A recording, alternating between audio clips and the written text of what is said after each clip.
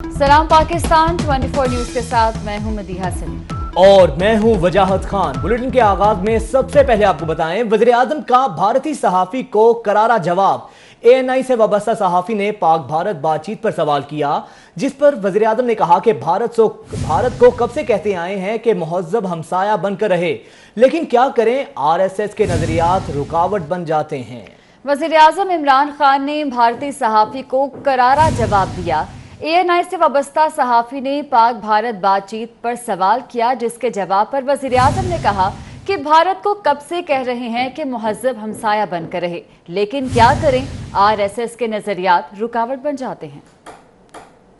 भारत की तरफ से आपसे सीधा सवाल है। भारत से तो हम कह सकते हैं कि हम कितनी देर की इंतज़ार कर रहे हैं कि हम सिविलाइज्ड हमसाए बन के रहें, लेकिन करें क्या, एक RSS की आइडियोलॉजी रास्ते में आ गई है। ये भारत की तरफ से आपसे सीधा सवाल है। भारत से तो हम कह सकते हैं कि हम कितनी देर की इंतज़ार कर रहे हैं कि हम सिविलाइज्ड हमसाए बन के रहें, लेकिन करें क्या, एक RSS की आइडियोलॉजी रास्ते में आ गई है। ये भारत की तरफ से आपसे सीधा सवाल है। भारत से तो हम कह सकते हैं कि हम कितनी देर की इंतज़ार कर रहे हैं कि हम सिविलाइज्ड हमसाए बन के रहें, लेकिन करें क्या, एक RSS की आइडियोलॉजी रास्ते है। ये वज़ीर आज़म इमरान खान का भारतीय सहाफी को करारा जवाब। ANI से वाबस्ता सहाफी ने पाक भारत बातचीत पर सवाल किया, जिस पर वज़ीर आज़म ने कहा कि भारत को कब से कह रहे हैं कि मुहज़्ज़ब हमसाया बनकर रहे, लेकिन क्या कहें, RSS के नजरियात रुकावट बन जाते हैं।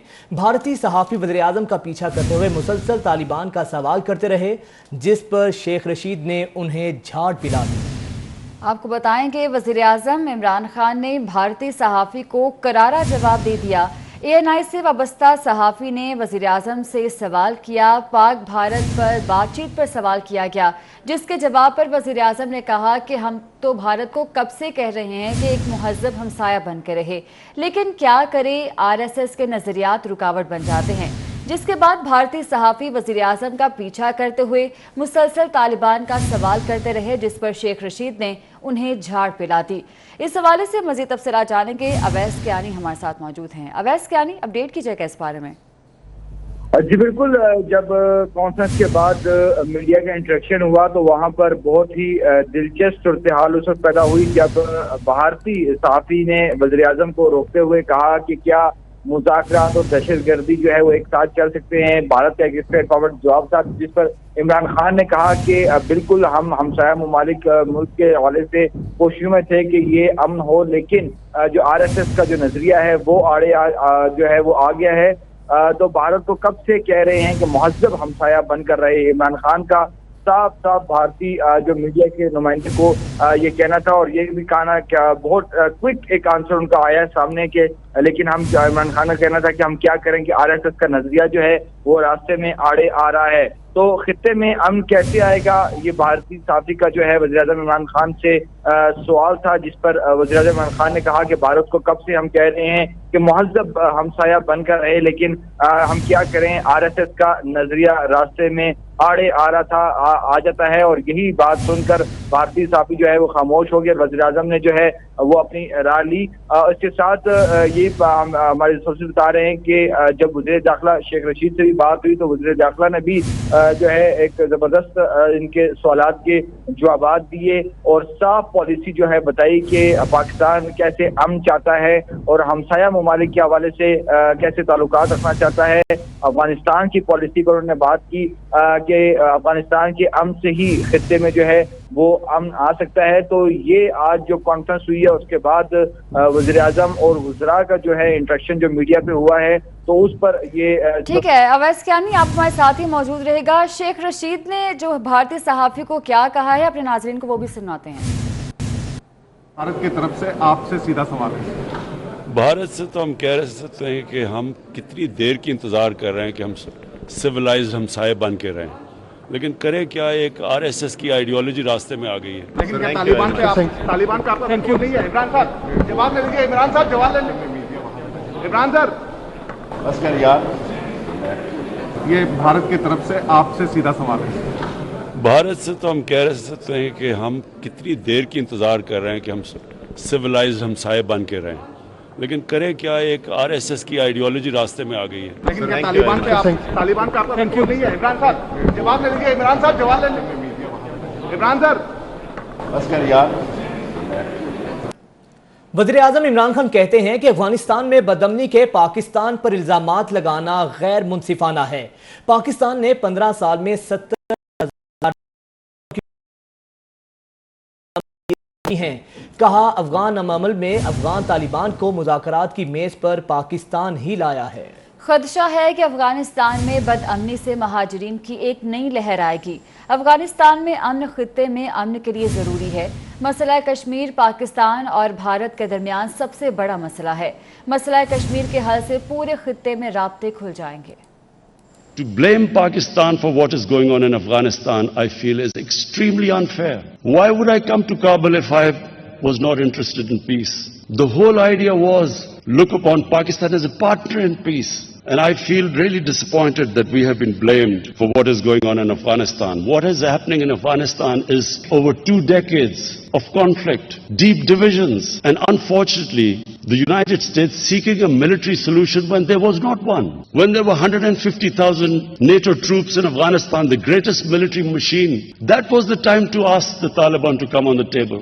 Why were the Taliban going to compromise when the exit date was given? And there were only a few thousand American troops left. Why would they listen to us when they are sensing victory? How we can, all the neighbors can help Tajikistan, Pakistan, Uzbekistan, how we can all get together and somehow help the peace process and a political settlement. Because it is in all of our interests. All the neighbors are interested that there should be a peace settlement. There are already 3 million Afghan refugees in Pakistan. We are petrified that there will be another flow of refugees coming in. We do not have the capacity or the economic strength to bear another inflow of refugees. So I can assure you again, if any country is trying its best out of all the other countries in the world, it's Pakistan today.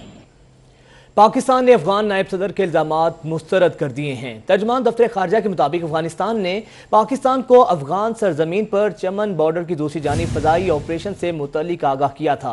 Pakistan ने मस्बत जवाब देते हुए अफगान सरजमीन पर किसी भी कार्रवाई को उसका हक करार दिया था। आपको बताएं कि पाकिस्तान ने अफगान नायब सदर के तमाम इल्जामात मुस्तरद कर दिए हैं। तर्जुमान दफ्तर खारजा के मुताबिक अफगानिस्तान ने पाकिस्तान को अफगान सरजमीन पर चमन सरहद की दूसरी जानिब फजाई ऑपरेशन से मुतल्लिक आगाह किया था।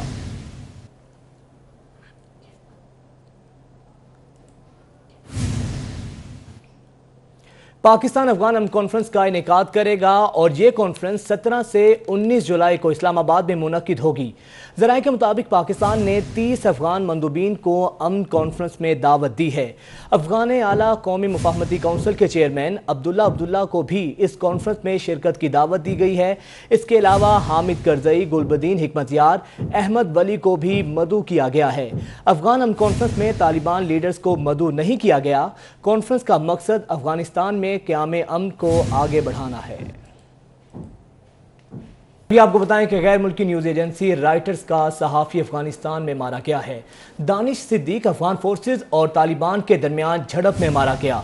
दानिश सिद्दीक अफगानिस्तान में फ़राइज़ की अंजाम दही में मसरूफ़ थे और दानिश सिद्दीक के हवाले से आपको बता रहे हैं कि दानिश सिद्दीक अफगानिस्तान में फ़राइज़ की अंजाम दही के दौरान मारा गया। गैर मुल्की न्यूज़ एजेंसी राइटर का सहाफ़ी अफगानिस्तान में मारा गया। दानिश सिद्दीक अफगान फोर्सेज और तालिबान के दरमियान झड़प में मारा गया। दानिश सिद्दीक अफगानिस्तान में फ़राइज़ की अंजाम दही में मसरूफ़ थे कि झड़पों के दौरान जान बहक हो गए।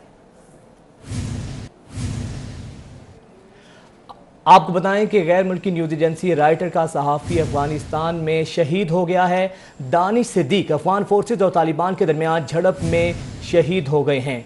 आपको बताएं कि दानिश सिद्दीक अफगानिस्तान में फ़राइज़ की अंजाम दही में मसरूफ़ थे और अपने फ़राइज़ की अदायगी के दौरान दानिश सिद्दीक ने जामे शहादत नोश किया है। आपको बताएं कि दानिश सिद्दीक अफगान फोर्सेज और तालिबान के दरमियान झड़प में जामे शहादत नोश कर गए। गैर मुल्की न्यूज़ एजेंसी राइटर के सहाफ़ी हैं दानिश सिद्दीक, जो कि अफगानिस्तान में शहीद हो गए हैं। अफगान फोर्सेस और तालिबान के दरमियान झड़प के दौरान दानिश सिद्दीक जो हैं शहीद हो गए हैं। दानिश सिद्दीक अफगानिस्तान में फ़राइज़ की अंजाम दही में मसरूफ़ थे।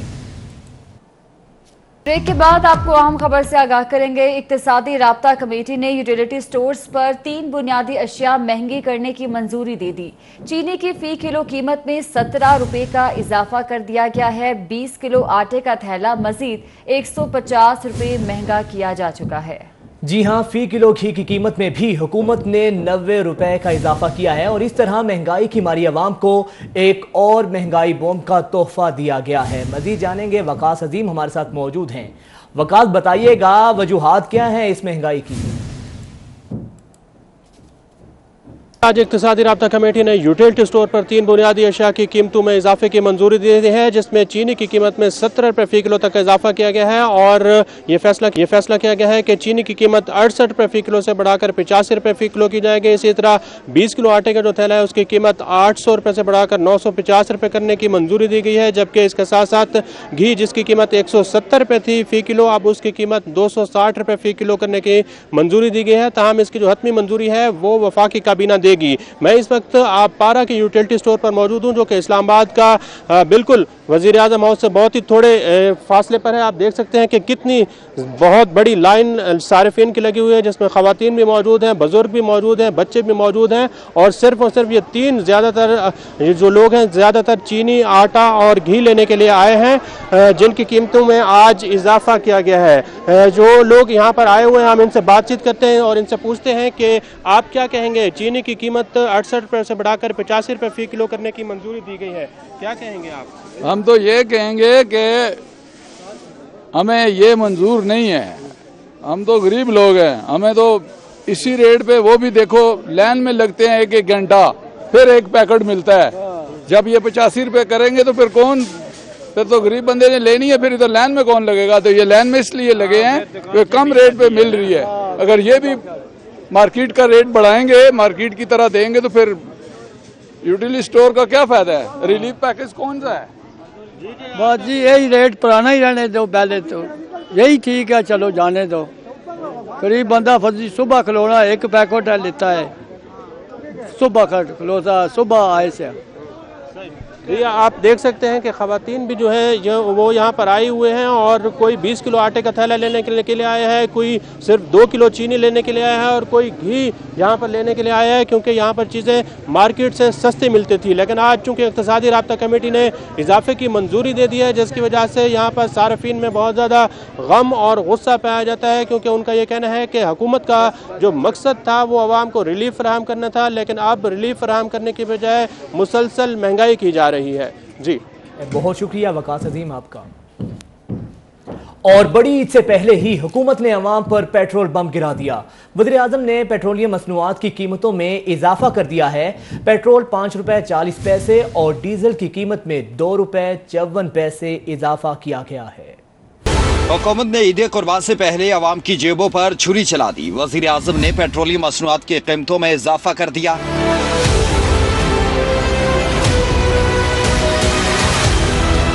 पैसों में कम होने वाला पेट्रोल बढ़ा भी तो रुपयों में। पेट्रोल की कीमत में 1-2 रुपए नहीं बल्कि 5 रुपए 40 पैसे फी लीटर इजाफा कर दिया गया, जिसके बाद पेट्रोल की नई कीमत 118 रुपए 9 पैसे फी लीटर हो गई। हाई स्पीड डीजल 2 रुपए 54 पैसे फी लीटर बढ़ गया। कीमत में इजाफे के बाद अब डीजल 116 रुपए 53 पैसे में मिलेगा। मट्टी के तेल की कीमत 1 रुपए 39 पैसे इजाफे के साथ 87 रुपए 14 पैसे पर पहुंच गई। लाइट डीजल की कीमत 1 रुपए 27 पैसे इजाफे से 84 रुपए 67 पैसे हो गई। पेट्रोलियम मसनूआत की कीमतों में होशरुबा इजाफे पर शहरी फट पड़े। शहरियों का कहना है कि महंगाई ने पहले ही जीना दोभर कर रखा है। पेट्रोल की कीमत में इजाफे से महंगाई मजीद बढ़ेगी। शहरियों का क्या कहना था, आइए आपको दिखाते हैं। बिजली के बिल के रेट बढ़े ने, उतो पेट्रोल बढ़ गया, उतो किराए का मकान हो, बंदा गरीब आदमी मजदूर आदमी की करे, कितने जाए। खान साहब आ गए, हुण सबर करना पड़ेगा, तब्दीली आ रही है, वोट देते हैं, हुण बर्दाश्त से करना पड़ेगा। बकरे दिन ही छुरी चली जनाब, साढ़े छुरी चल गई है, की कमाई की घर लैके जाइए।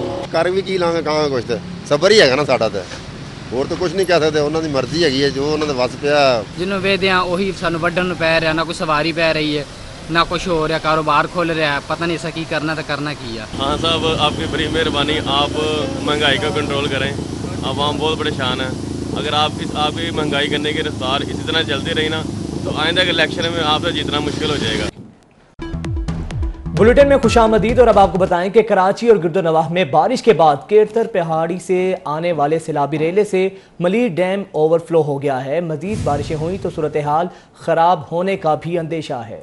आपको बता रहे हैं कराची और गिरदोनवाह में बारिश के बाद कीरथर पहाड़ी सिलसिले से आने वाले सैलाबी रेले से मलीर डैम ओवरफ्लो हो गया। कफायत अली शाह की रिपोर्ट देखते हैं।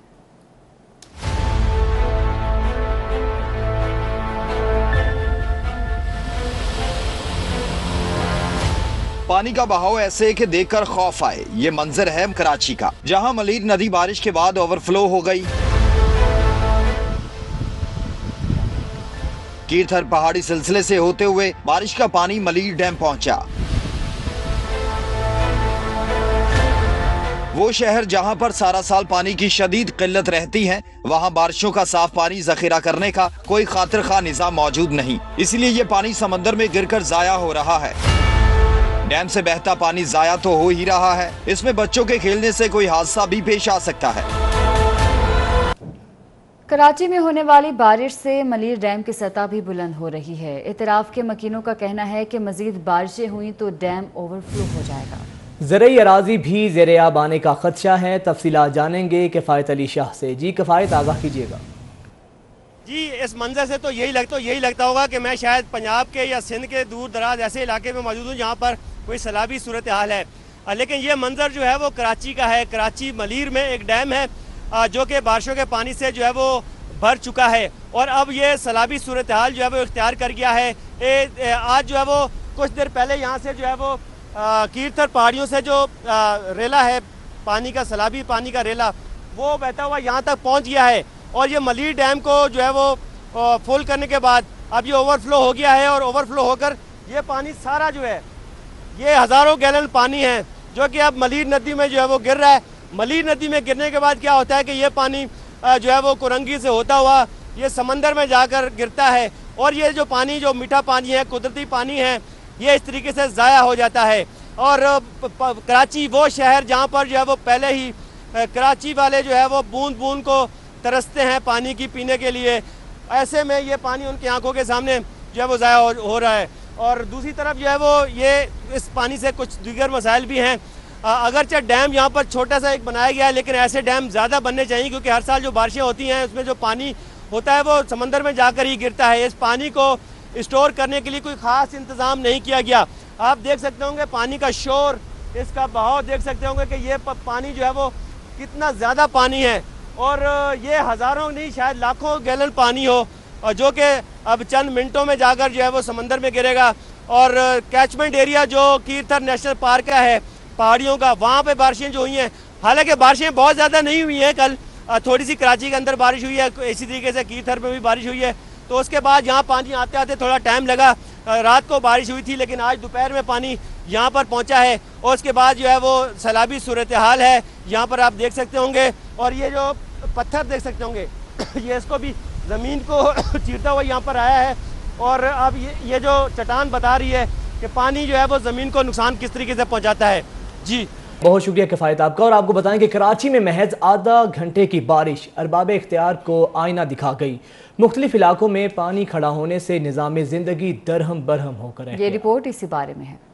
मुल्क का सबसे बड़ा शहर कराची सिर्फ 44 मिलीमीटर बारिश का छोटा सा स्पेल भी ना सह सका। आधा घंटा बरसने वाली बारिश ने शहर की हालत ही बिगाड़ डाली। रात को बारिश बरसी तो सुबह सूरज ने आग बरसाकर निकासी आब के हवाले से इंतजामिया का थोड़ा बहुत भरम रख लिया। मरकजी शाहराहों से पानी तो खुश्क हो गया मगर नशेबी इलाकों ने इंतजामिया की कारकर्दगी का पोल खोल कर रख दिया। ट्रैफिक जाम होते इसी वजह से कोई इंतजामिया है ही नहीं इसमें पानी निकालने के लिए। अभी ये थोड़ा सा पानी पड़ा हुआ है, ये थोड़े से भी रश हो जाए तो पानी ट्रैफिक जाम हो जाएगा। मलीर से एयरपोर्ट की तरफ से तो इतना बदतरीन ट्रैफिक जाम हो रहा है, वहाँ अभी तक हो रहा है वहाँ पे जाम। जिला वस्ती के इलाके गरीबाबाद की मरकजी सड़क ताहाल पानी में डूबी हुई है, जिसके बाइस ट्रैफिक की रवानी शदीद मुतासिर है। गार्डन की गलियां भी पानी से भरी हैं। कोरंगी के मुख्तलिफ इलाकों से भी ताहाल पानी न निकाला जा सका। यूं इंतजामी गफलत का खुमियाजा भुगतना पड़ रहा है तो सिर्फ और सिर्फ शहरियों को। बारिश की वजह से ज्यादा मुश्किलात का सामना है और रोडों पे खड्डे बने हुए हैं और रोड ट्रैफिक जाम होता है। खड्डे कटरों का पता नहीं चलता है, जहाँ जाओ पानी ही पानी। शहरियों का कहना है कि कम दौरानिये की बारिश ने ये हाल किया है। अगर इंतजामिया ने फौरी इक़दाम न किए तो मुतवक्का तेज बारिशों से निज़ाम जिंदगी मुकम्मल मफलूज होकर रह जाएगा।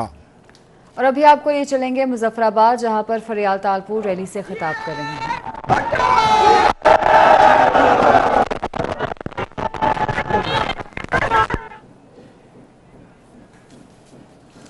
दीगर खबरें भी शामिल करेंगे लेकिन इस ब्रेक के बाद।